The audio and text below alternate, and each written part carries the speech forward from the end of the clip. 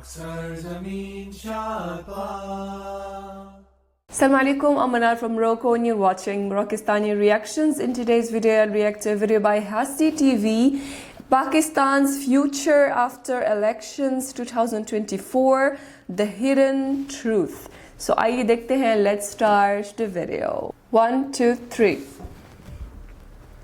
آخرکار اپنی مدت گزارنے کے ایک لمبے 2 سالہ انتظار اور کئی خدشات کے بعد الیکشن 2024 8 فروری کو اختتام کو پہنچا.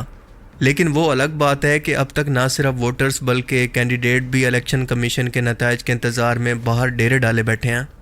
2018 میں بننے والی اس حکومت نے اتنے اتار چڑھاؤ دیکھے, حکومتوں کی ردل بدل دیکھی, سیاستدانوں کے ضمیر بکتے دیکھے, ایسے واقعات, انہونیاں, ظلم و بربریت, قتل و غارت, ناانصافی, علماء سو کی خاموشی, ریاست کا اندھا قانون, بکاؤ میڈیا, قلم فروش صحافیوں, کرپٹ سیاستدانوں, اسٹیبلشمنٹ کی منمانیوں کے ساتھ یہ 7 سالوں کا طویل پولیٹیکل دور 70 سالوں جتنا لمبا محسوس ہوتا ہے. ایک مثال آپ سب نے سنی ہوگی کہ دیر آئے درست آئے, لیکن یہ مثال پاکستان کے لیے بالکل نہیں ہے, خاص طور پر اس کے الیکشن پروسیس کے لیے, کیونکہ یہاں پر اگر دیر ہو یا سویر, یہاں پر جیتنے والے کی اگر اوپر بات ہو چکی ہے تو اسے نیند کی گولیاں کھا کر سو جانا چاہیے, اور اب بس خواب کے اندر وہ خود کو منسٹر یا پرائم منسٹر تصور کر کے اس خواب کے مزے لے جو کہ اب حقیقت بننے والے ہیں. الیکشن 2024 سے پہلے کی صورتحال پر تبصرہ کر کے وقت ضائع کرنے کے بجائے سیدھا موجودہ حالات یعنی مدعے کی بات پر آتے ہیں. اس الیکشن میں ایک پولیٹیکل پارٹی پاکستان تحریک انصاف کا مقابلہ باقی تمام ملکی سیاسی جماعتوں, جوڈیشری, اسٹیبلشمنٹ اور میڈیا کے ساتھ ہے, اور اس وقت یہ سب مل کر بھی ایک ایسے شخص اور اس کی پارٹی کو نہیں ہٹا سکے جس شخص نے پاکستان کی 75 سالہ تاریخ کے اندر پہلی بار حقیقی آزادی کا نعرہ لگایا. اس شخص نے اپنے لوگوں کو شعور دیا کہ تم ابھی بھی امریکن کالونی کے اندر رہتے ہو, نہ کہ پاکستان میں. تمہاری غیر موجودگی کے اندر کوئی اور شخص اس بات کو یقینی بناتا ہے کہ امریکنز کے مفادات پر کوئی سمجھوتا نہ ہو. اس شخص نے گلی محلے کے اندر رہنے والے سبزی فروش, ایک چائے والے اور ایک امیر ترین تاجر کو یہ شعور دیا کہ تمہارے وسائل کے اندر کمی نہیں ہے, بلکہ یہ اشرافیاں ہیں جو کہ صرف 1% ہو کر بھی تمہارے ملک کی دولت کو لوٹ کر کھا گئی ہے, اور باقی بچی دولت کو اپنے بیرون ملک جائیدادیں بنانے کے اندر ابھی بھی اڑا رہی ہے. وہ کہتا ہے کہ ایک امریکن شخص کی بھی جان اتنا ہی قیمتی ہے جتنا میرے لوگوں کی ہے, لہٰذا میں اپنے ملک پر کبھی بھی ڈرون حملے نہیں کرنے دوں گا. وہ کہتا ہے کہ طاقتور کو بھی اسی قانون کے نیچے لاؤں گا جس کے نیچے غریب کو گزرنا پڑتا ہے, اور وہ کہتا ہے کہ کوئی شخص بھی علاج سے محروم نہ ہو, کوئی شخص بھی بھوکا نہ سوئے, میری قوم کا کوئی بھی شخص کینسر سے نہ مرے, کوئی بھی تعلیم سے محروم نہ رہ جائے. وہ کہتا ہے کہ خوددار بنو, اگر اپنے کلچر کی عزت کرو گے تو ہی دنیا تمہاری اصل معنوں کے اندر عزت کرے گی. آزاد فیصلے کرو, اقبال کے شاہین بنو تاکہ دنیا تمہاری صحیح معنوں کے اندر عزت کرے. اس اتنے سنگین جرم کی شخص کو اتنی بڑی سزا دی گئی ہے کہ آج وہ شخص اڈیالہ جیل کے اندر قیدی نمبر 804 کے نام سے موجود ہے, جس پر قومی ملک کی سلامتی کو نقصان پہنچانے والے سائفر, جسے خفیہ کوڈنگ لیٹر بھی کہتے ہیں, اور 2 ملکوں کی حکومتیں اسے سفارتی طور پر آپس میں بات چیت کے لیے اور پیغام کے لیے استعمال کرتے ہیں, اسے لیک کرنے, توشہ خانہ میں قیمتی گھڑی نہ جمع کروانے اور عدت میں نکاح جیسے گھٹیا الزامات پر تقریباً 30 سال کی سزا سنا دی گئی ہے, اور اس کی پارٹی کو توڑا گیا, اس کے کارکنوں, لیڈروں کو اٹھا کر جیل کے اندر ڈالا گیا, ان سے زبردستی پریس کانفرنسز کروائی گئی, ان سے پارٹی کا نشان چھین لیا گیا, اسے گھر والوں کی گرفتاری سے ڈرایا گیا, اسکینڈل بنائے گئے, لیکن وہ کہتا ہے کہ نہ تو میں ڈیل کروں گا نہ باہر بھاگوں گا, کیونکہ میرے لیے غلامی سے بہتر ہے موت. میرے قریبی سورس کے مطابق عمران خان نے خود جیل جانا اس لیے پسند کیا کیونکہ سیکرٹ انفارمیشن تھی کہ ان کی جان کو شدید خطرہ ہے. اگر وہ ان حالات کے اندر جیل نہ جاتے تو شاید ان کو کسی بھی وقت قتل کروا دیا جاتا, جیسے کچھ عرصہ پہلے ان کو وزیر آباد کے اندر ایک شوٹر نے قتل کرنے کے لیے فائر کیے, لیکن وہ معجزانہ طور پر بچ گئے. یہ سب کچھ میں اپنی طرف سے نہیں کہہ رہا, بلکہ گراؤنڈ ریئلٹیز کی بات کر رہا ہوں جن سے آپ ڈینائی نہیں کر سکتے, کیونکہ یہ سب کچھ ریکارڈ پر موجود ہے.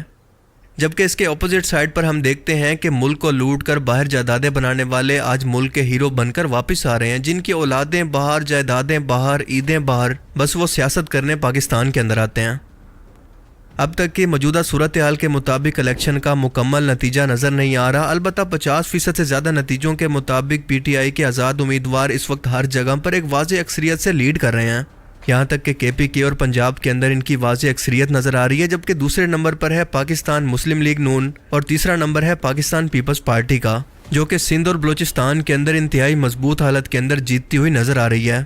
لیکن کل ملا کر اس وقت صورتحال یہ ہے کہ کوئی بھی پارٹی اس وقت واضح اکثریت نہیں لے سکی کہ ایک مضبوط حکومت بنا سکے, ایک ایسی حکومت جو کہ مانگے تانگے کے لوگوں کی بجائے یا باقی پولیٹیکل پارٹی سے علاج کیے بغیر اپنے فیصلے خود کر سکے.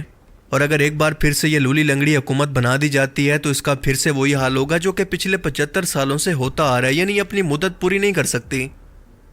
جو پولیٹیکل پارٹی بھی کسی دوسری پارٹی کے ساتھ الحاق کرتی ہے تو ظاہر ہے کہ اسے وزارتیں بھی دے گی اور مشاورت کے اندر بھی شامل کرے گی، اور اسے راضی کرنے کے چکر کے اندر کوئی ایسی قانون سازی نہیں کر سکتی جو کہ اس نے اپنے منشور یا الیکشن سے پہلے اپنے ووٹرز کو ڈیلیور کرنے کا وعدہ کیا تھا۔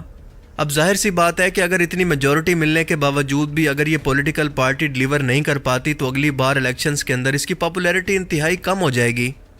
اگر پی ٹی آئی کی مثال لیں تو ان کے لیڈر نے اپنی پارٹی کی بنیاد ہی ان دو موروثی سیاست کی پارٹیز یعنی پیپلز پارٹی اور پاکستان مسلم لیگ نون اور ان کی کرپٹ لیڈرشپ کے خلاف کمپین کر کے شروع کی تھی۔ یہ تو ممکن ہی نہیں ہے کہ ان دونوں میں سے یہ کسی ایک پارٹی کے ساتھ الحاق کر کے فیڈرل کے اندر اپنی حکومت بنانے کا سوچیں، ورنہ ان کا اپنا ہی ووٹر ان سے بدظن ہو کر کہے گا کہ اگر ایسا ہی کرنا تھا تو پی ڈی ایم حکومت کے اندر کیا برائی تھی۔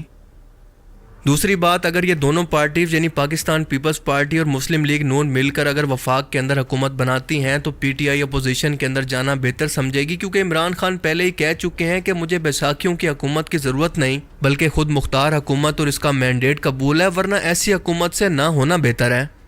اب حکومت بنانے کے لیے ان دونوں پارٹیز نے مل کر پی ٹی آئی کے آزاد امیدواروں کے ضمیر کی منڈیاں بھی لگانی ہیں، اربوں روپے کے پیسوں کے بیگ پہنچانا باقی ہیں، جوڑ توڑ شروع ہوگی اور کئی نامی سیاستدان اپنے ضمیر کا سودا کر کے 5 سال کے لیے اتنا مال کما لیں گے کہ پوری عمر بیٹھ کر کھائیں۔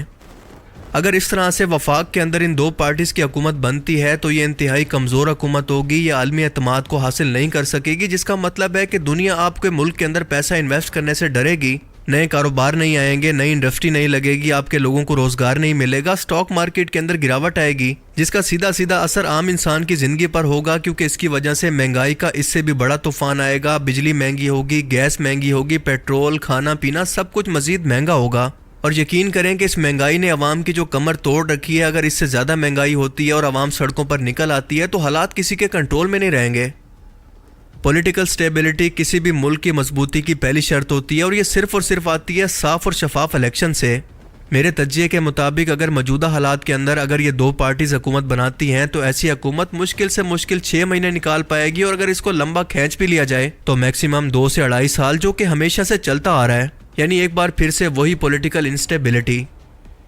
عمران خان کے دور کے اندر الیکشن کے اس پروسیس کو ڈیجیٹلائز کر دیا گیا تھا، غیر ملکیوں کو جو کہ 1 کروڑ کے قریب ہیں ووٹ کا حق دیا گیا تھا، لیکن اس سب کو بدل دیا گیا۔ اور آج 2024 کے اندر صورتحال یہ ہے کہ ہم پچھلے 75 سال کے دور کے اندر جی رہے ہیں، کیونکہ ہر 5 سال کے بعد ہم سٹاف، سیکیورٹی، پرنٹنگ، تنخواہوں پر عوام کا اربوں روپے کا ٹیکس ضائع کرتے ہیں، جبکہ اس کی بجائے یورپ اور امریکہ کے اندر اور ایون کہ ہمارے ہمسایہ ملک بھارت کے اندر بھی صرف ایک شخص اپنا ڈیجیٹل مشین سے انگوٹھا لگا کر اپنا ووٹ کاسٹ کر کے گھر آ جاتا ہے، نہ کوئی شخص دھاندلی کا الزام لگاتا ہے اور نہ انصاف کے لیے عدالتوں کے چکر۔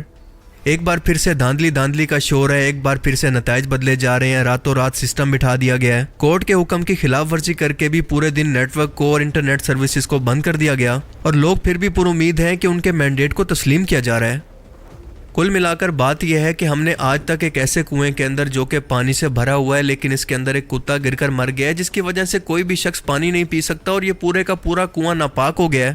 اس کنویں کو پاک کرنے کے لیے ہم اس کے اندر سے پانی کے ڈول نکال کر باہر پھینک رہے ہیں، لیکن اصل مسئلہ تو اس کے اندر ابھی تک موجود ہے کہ کتے کو باہر نکالنا ضروری ہے۔ اب اس مثال کے اندر کنواں دراصل ہمارا ملک پاکستان ہے، جبکہ یہ کتا جو کہ مرا ہوا اس کے اندر موجود ہے، یہ اس ملک کا بنیادی کرپٹ نظام یا پھر اس کا کرپٹ ٹولہ ہے، جس کو نکالے بغیر اس ملک کی ترقی ممکن نہیں، اور جس نے بھی پچھلے 75 سالوں کے اندر اس کتے کو نکالنے کی کوشش کی اس کو نشان عبرت بنا دیا گیا۔ دیکھیں، ہم جب تک مسئلے کی جڑ کو نہیں سمجھیں گے، ہم ہمیشہ ٹائم کے ساتھ ساتھ نظام کو نہیں بلکہ صرف چہروں کو بدلتا دیکھیں گے، جو کہ اس بار بھی ہوا ہے۔ تو اب سوال اٹھتا ہے کہ آخر اس کا حل کیا ہے؟ جواب بہت ہی سیدھا ہے اور اس کا جواب ہے کہ انقلاب۔